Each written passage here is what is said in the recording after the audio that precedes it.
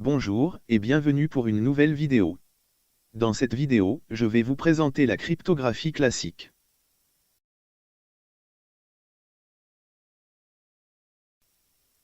Dans un premier temps, je présenterai le vocabulaire et des définitions relatives à la cryptographie en général et à la cryptographie classique en particulier.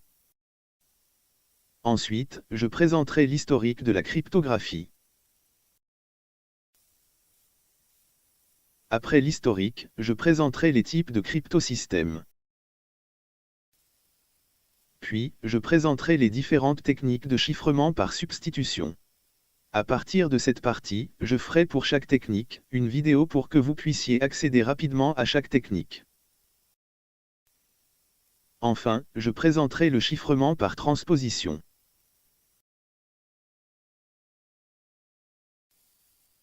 La cryptologie rassemble les techniques destinées à dissimuler le sens d'un message à toute personne autre que son destinataire. Elle est restée longtemps confinée au milieu militaire et diplomatique. Aujourd'hui, avec la généralisation des technologies numériques, elle est omniprésente dans notre vie quotidienne. Dans ce qui suit, le vocabulaire et des définitions de la cryptographie seront présentés. La cryptologie, étymologiquement la science du secret, ne peut être vraiment considérée comme une science, que depuis peu de temps. Cette science englobe la cryptographie, l'écriture secrète, et la cryptanalyse, l'analyse de cette dernière. La cryptologie est un art ancien et une science nouvelle, un art ancien car les Spartiates l'utilisaient déjà, la citale. Une science nouvelle parce que ce n'est un thème de recherche scientifique académique que depuis les années 1970. Cette discipline est liée à beaucoup d'autres, par exemple l'arithmétique modulaire, l'algèbre, la théorie de la complexité, la théorie de l'information, ou encore les codes correcteurs d'erreurs.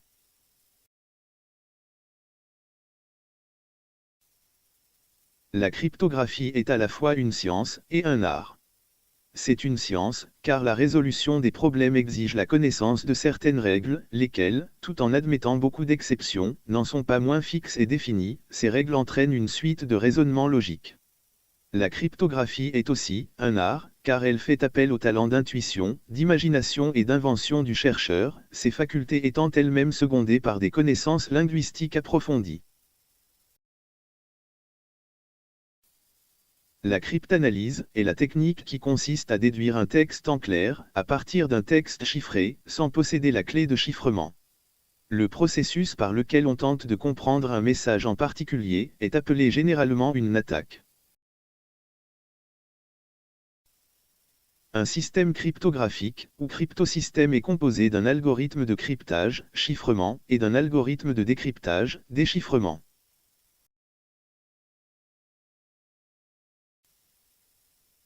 Définition formelle, c'est un quintuple, P, C, K, E, D. P, ensemble de textes clairs. C, ensemble de textes chiffrés. K, ensemble de clés. E, un ensemble de fonctions de cryptage, chiffrement, de P, vers C. Le chiffrement se fait avec une clé petit k qui appartient à l'ensemble K. D, un ensemble de fonctions décryptage, déchiffrement, de C, vers P. Le déchiffrement se fait avec une clé petit k qui appartient à l'ensemble K.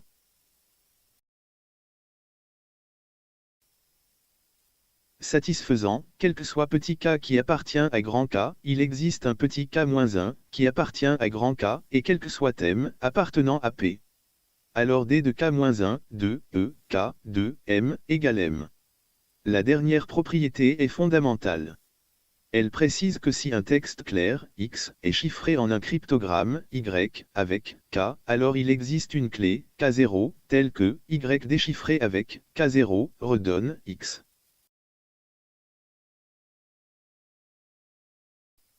Type de cryptosystème.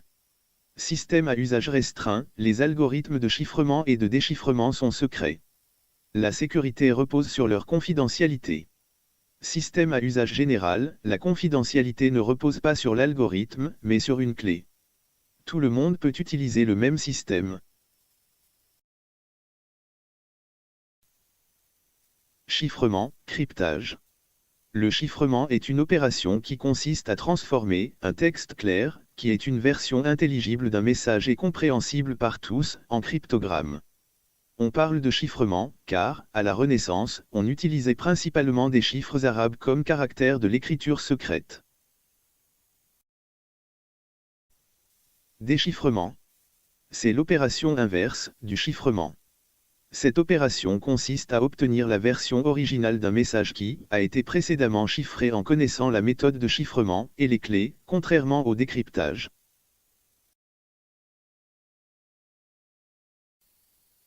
Décryptage.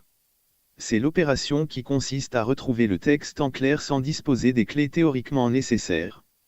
Il ne faut pas confondre déchiffrement et décryptement.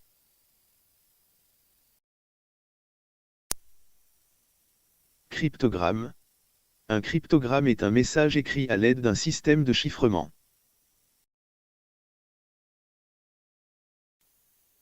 Clé. Dans un système de chiffrement, elle correspond à un nombre, un mot, une phrase, etc. qui permet, grâce à l'algorithme de chiffrement, de chiffrer ou de déchiffrer un message.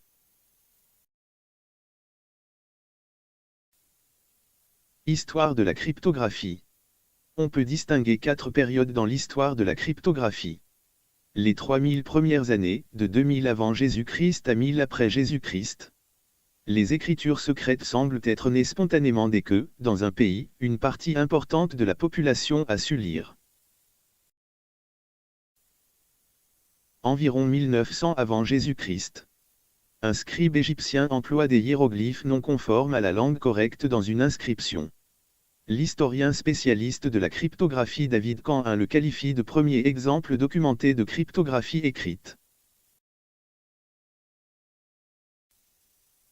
1600 avant Jésus-Christ. Une tablette mésopotamienne, l'Irak actuel, contient une formule chiffrée pour la fabrication de vernis pour les poteries. Le potier y avait gravé sa recette secrète, en supprimant des consonnes et en modifiant l'orthographe des mots.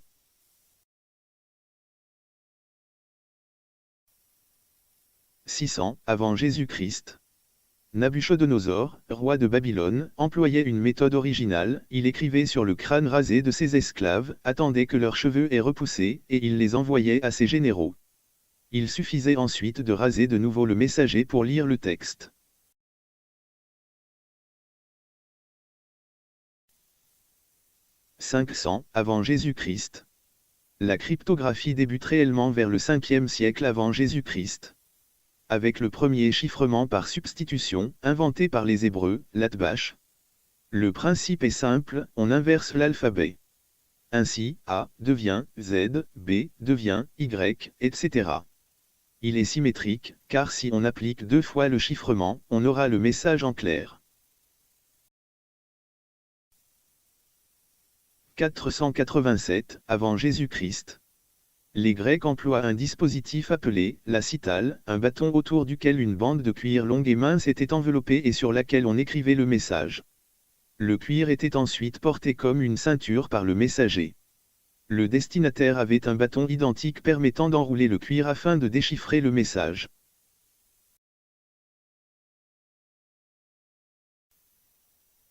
« 150 avant Jésus-Christ. L'historien grec, Polybe, invente le carré de Polybe, dont s'inspireront plus tard bien des cryptosystèmes.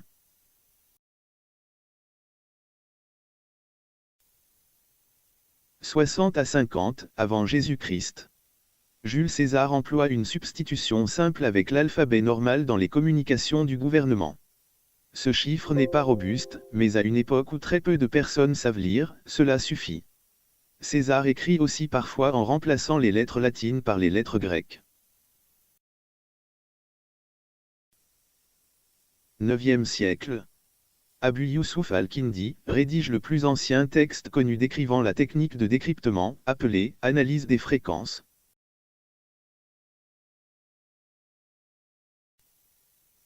L'éveil de l'Occident, de 1000 à 1800. À partir de 1226, une timide cryptographie politique apparaît dans les archives de Venise. Où des points ou des croix remplacent les voyelles dans quelques mots épars.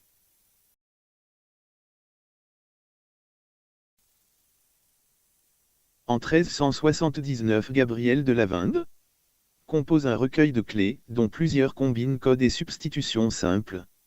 En plus d'un alphabet de chiffrement, souvent avec des nuls, on trouve un petit répertoire d'une douzaine de noms communs et de noms propres avec leurs équivalents en bigrammes. C'est le premier exemple d'un procédé qui prévaudra pendant 450 ans en Europe et en Amérique, le nomenclateur.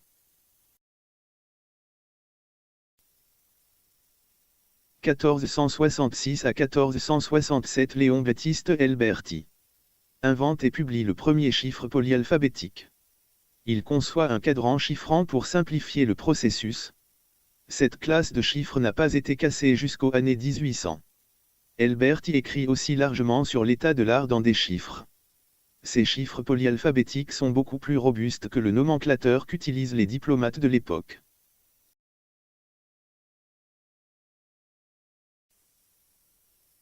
« 1585 Blaise de Vigenère écrit son « Tracté des chiffres ou secrète manière d'écrire ». Il présente entre autres un tableau du type tritème, que l'on dénomme aujourd'hui « carré de Vigenère ». On considéra longtemps ce chiffre comme indécryptable, légende si tenace que même en 1917, plus de 50 ans après avoir été cassé, le Vigenère était donné pour impossible à décrypter par la très sérieuse revue Scientific American.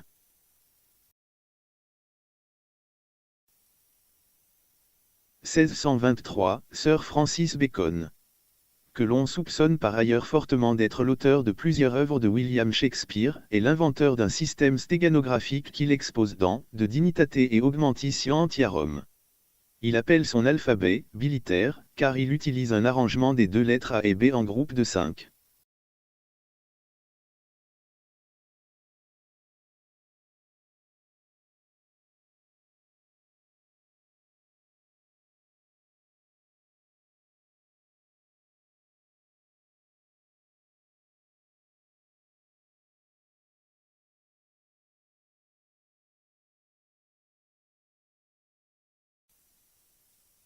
L'essor des communications, de 1800 à 1970.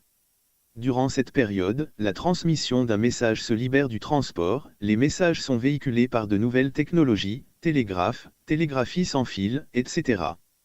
Les nouvelles techniques de communication, moyens de transport rapide, journaux, télégraphes, télégraphie sans fil, donnent une nouvelle impulsion à la cryptologie. Pour la première fois de l'histoire de l'humanité, une parole va plus vite qu'un messager à cheval. La transmission d'un message se libère du transport. Forcément, les guerres modernes utilisent abondamment les télécommunications, l'interception devient simple et le décryptement des informations devient vital. La cryptologie entre dans son ère industrielle.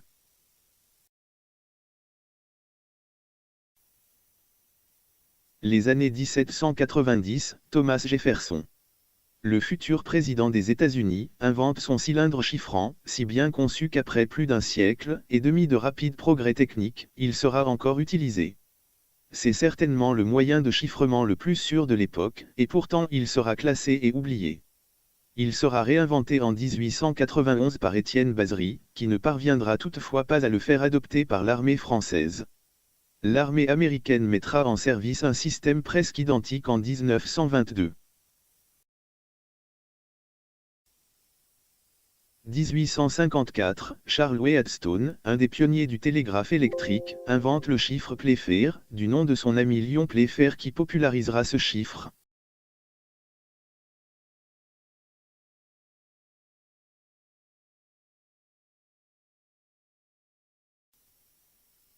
« 1854, Charles Babbage casse le chiffre de Vigenère, mais sa découverte reste ignorée, car il ne la publie pas. Ce travail ne sera mis en lumière qu'au XXe siècle, lors de recherches effectuées sur l'ensemble des papiers de Babbage.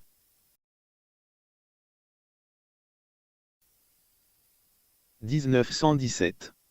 Gilbert S. Vernam, travaillant pour AT&T, invente une machine de chiffres polyalphabétique pratique capable d'employer une clé qui est totalement aléatoire et ne se répète jamais, un masque jetable.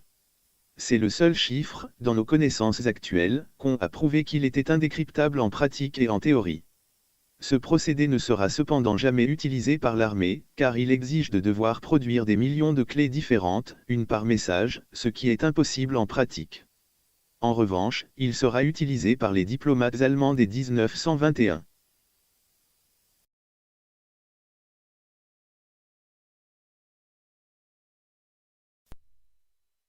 1918, Arthur Scherbius fait breveter sa machine à chiffrer Enigma.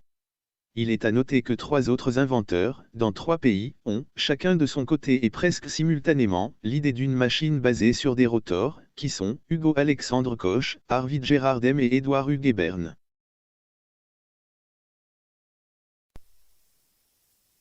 « 1933 à 1945, la machine Enigma n'est pas un succès commercial, son prix a découragé de nombreux acheteurs potentiels, mais elle est reprise et améliorée pour devenir la machine cryptographique de l'Allemagne nazie. Elle est cassée par le mathématicien polonais Marian Rogewski, qui s'est basé seulement sur un texte chiffré et une liste des clés quotidiennes, obtenues par un espion. Pendant la guerre, les messages sont régulièrement décryptés par Alan Turing, Gordon Welkman et d'autres à Bletchley Park, en Angleterre, à l'aide des premiers ordinateurs, les fameuses bombes.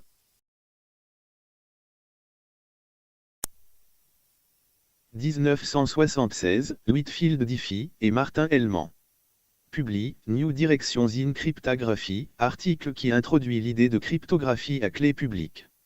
Ils donnent une solution entièrement nouvelle au problème de l'échange de clés.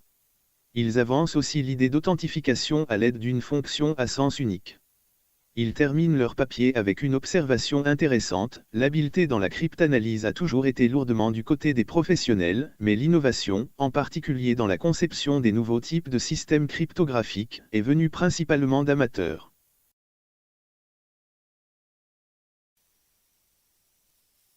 Novembre 1976, DES. Pour Data Encryption Standard, en français, standard de cryptage de données, est un algorithme très répandu à clé privée, dérivé du chiffre Lucifer de Feistel, dans sa version à 64 bits. Il sert à la cryptographie et l'authentification de données. Il est jugé si difficile à percer par le gouvernement des États-Unis, qu'il est adopté par le ministère de la Défense des États-Unis, qui contrôle depuis lors son exportation. Cet algorithme a été étudié intensivement, et est devenu l'algorithme le mieux connu et le plus utilisé dans le monde à ce jour. Bien que DES soit très sûr, certaines entreprises préfèrent utiliser le triple DES, qui n'est rien d'autre que l'algorithme DES, appliqué 3 fois, avec 3 clés privées différentes. Avril 1977. RSA, qui signifie Rivist, Shamir, Edelman, en l'honneur de ces 3 inventeurs, Ron Rivist, Eddie I. Shamir, et Leonard Edelman, qui l'ont inventé en 1977. Le brevet de cet algorithme appartient à la société américaine RSA, Data Security, qui fait maintenant partie de Security Dynamics, et au Public Key Partner, qui possède les droits en général sur les algorithmes à clé publique. RSA est un algorithme à clé publique qui sert aussi bien à la cryptographie de documents qu'à l'authentification.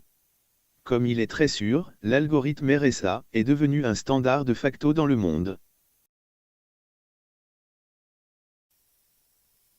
En 1985, la cryptographie basée sur les courbes elliptiques a été proposée par 2 sources indépendantes l'une de l'autre, Neil Koblitz et Victor Miller.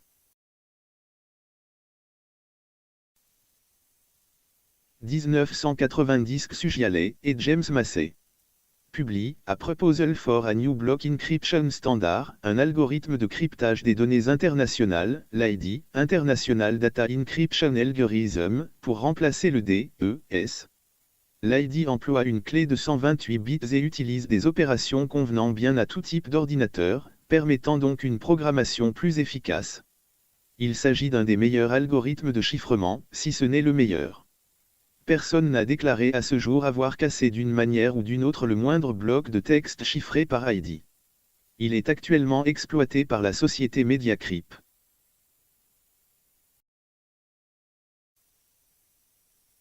« 1990, Charles Bennett et Gilles Brassard publient leurs résultats expérimentaux sur la cryptographie quantique, qui emploie des photons pour communiquer un flot de bits qui serviront de clé pour un cryptage de type Vernam, ou d'autres utilisations. En supposant que les lois de la mécanique quantique se vérifient, la cryptographie quantique offre non seulement le secret, mais permet aussi de savoir si la ligne a été écoutée.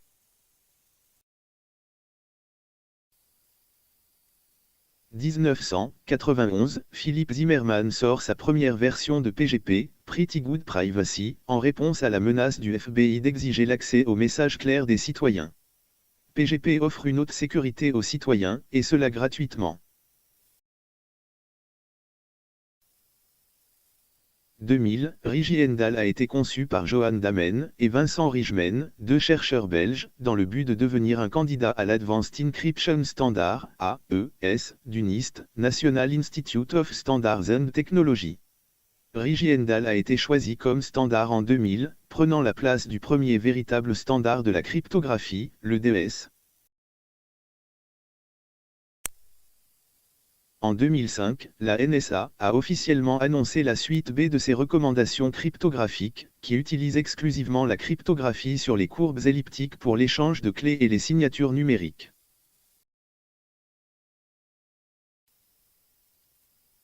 Type de cryptosystème classique. On peut classer les méthodes de chiffrement classiques en deux familles, le chiffrement par substitution et le chiffrement par transposition. Chiffrement par substitution. La première idée qui vient à l'esprit pour chiffrer un texte écrit dans une langue à alphabet, consiste à remplacer chaque lettre par une autre lettre, selon bien sûr une règle convenue, pour qu'on puisse récupérer le message d'origine. Dans le chiffrement par substitution, chaque lettre est remplacée par une autre, mais garde sa place d'origine. Par exemple, si je veux chiffrer le mot « code », je vais remplacer le C par S, le O par F, le D par H, et le E par M. Le mot chiffré est alors S, F, H, M. Dans cet exemple, les lettres du message en clair en étaient remplacées par d'autres lettres, mais elles ont gardé leur place, pour avoir le message chiffré.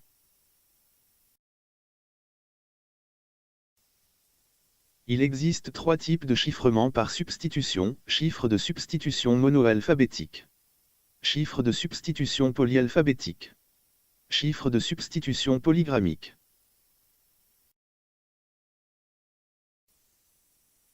Dans le chiffre de substitution monoalphabétique, chaque lettre du message d'origine est toujours remplacée par une même autre lettre. Par exemple, si on veut chiffrer le mot « système » en utilisant un chiffre monoalphabétique, alors le S sera remplacé par X, le Y par D, le deuxième S par X, le T par Y, le E par J, le M par R, et le E par J. Vous remarquerez dans cet exemple que les deux S sont remplacés par la même lettre X et les deux E par J. Chiffre de substitution polyalphabétique. Une même lettre du message d'origine peut être remplacée par plusieurs lettres différentes. Par exemple, si on veut chiffrer le même mot précédent, système, avec un chiffre polyalphabétique, alors le premier S sera remplacé par T, le Y par G, le deuxième S par U, le T par A, le premier E par I, le M par X, le deuxième E par M. Vous remarquerez dans cet exemple que les deux S ne sont pas remplacés par la même lettre. Les deux E aussi ne sont pas remplacés par la même lettre.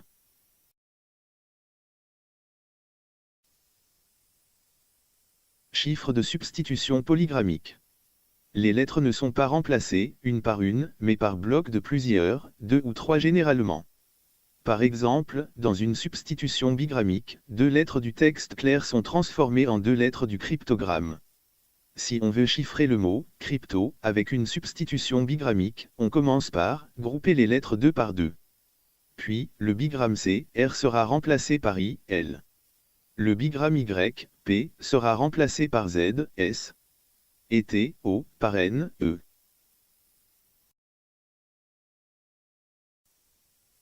Dans un procédé de transposition, les lettres du texte ne sont pas altérées, seul l'ordre des lettres est changé de façon à aboutir à un mélange sans cohérence. Chaque lettre reste inchangée, mais est mise à une autre place, principe de l'anagramme. Par exemple, si on veut chiffrer le mot « chiffre » avec un procédé de transposition, alors le premier F sera en première position. Le R sera en deuxième position. Le deuxième F sera en troisième position. Le E sera en quatrième position. Le H sera en cinquième position. Le C sera en sixième position. Enfin le I sera en dernière position. On a gardé toutes les lettres, mais on leur a changé de position. Dans cette vidéo, on vous a présenté la première partie de la cryptographie classique.